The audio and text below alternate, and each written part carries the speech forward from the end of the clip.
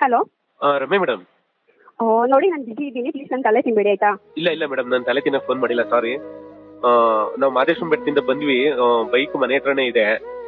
ನಿಮ್ ಎಕ್ಸಿಕ್ಯೂಟಿವ್ ಕಳಿಸಿ ಸೀಸ್ ಮಾಡ್ಕೊಂಬಿಡಿ ಮೇಡಮ್. ಸಾರಿ, ನಂದೇ ತಪ್ಪು. ಯಾಕೆಂದ್ರೆ ನನ್ನ ಯೋಗ್ಯತೆ ಮೀರಿ ನಾನು ಬುಲೆಟ್ ಗಾಡಿ ತಗೊಂಡೆ. ನನ್ಗಷ್ಟು ಆ ಗಾಡಿ ಬೇಕಾಗಿರ್ಲಿಲ್ಲ ನನ್ಗೆ. ನಂದೇ ತಪ್ಪು ಮೇಡಮ್. ನಾನೇ ಸುಮ್ನೆ ತಲೆ ತಿನ್ಬಿಟ್ಟೆ ನಿಮ್ಗೆ. ಸಾರಿ ಮೇಡಮ್, ಬೈಕ್ ತಗೊಂಡು ಹೋಗಕ್ಕೆ ಬಿಡಿ ಎಕ್ಸಿಕ್ಯೂಟಿವ್ಗೆ.